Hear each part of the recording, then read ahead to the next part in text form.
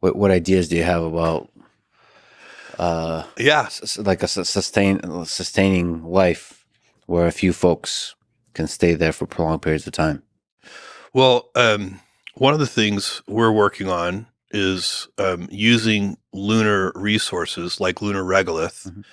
to manufacture commodities and even solar cells on the surface of the moon. We've already built a solar cell that is completely made from lunar regolith simulant.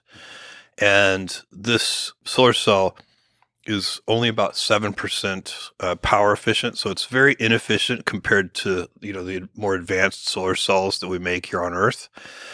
But if you can figure out how to make a practical solar cell factory that you can land on the surface of the moon, Hmm. and then the raw material for those solar cells is simply lunar regolith, then you can just, continue to churn out solar cells on the surface of the moon, have lots of power on the surface of the moon. That will make it easier for people to live on the moon. Similarly, we're working on extracting oxygen from lunar regolith. So lunar regolith by weight has a lot of oxygen in it. It's bound very tightly, in as oxides with other elements, and so you have to separate the oxygen, which is very energy intensive. So that also could work together with the solar cells.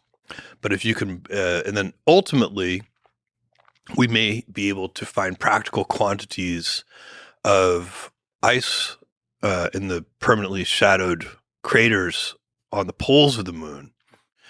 And we know there is ice water in those, or water ice in those craters. And we know that we can break that down with electrolysis into hydrogen and oxygen.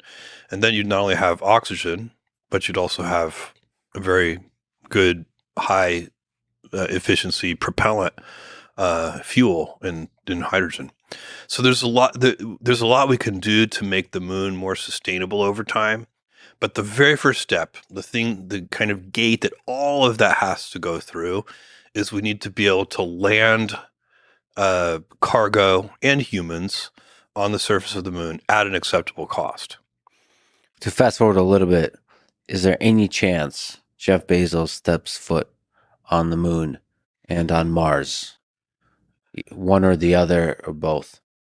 It's very unlikely. I think it's probably something that gets done by future generations by the time it Right. gets to me. I think in my lifetime, that's probably going to be done by professional astronauts. Hmm. Sadly, I Yeah. would love to sign up for that mission. So don't count me out yet, Lex. Give me a Yeah. fighting shot here, Yeah. maybe. But I think if we are placing reasonable bets on such a thing in my lifetime, that will continue to be done by professional astronauts, Yeah. So these are risky, difficult missions. and probably missions that require a lot of training. Yeah. You are going there for a very specific purpose to do something. We're going to be able to do a lot on the moon too with automation. So, in terms of setting up these factories and doing all that, we're sophisticated enough now with automation that we probably don't need humans to tend those factories and machines. Um, so there's a lot that's going to be done in both modes.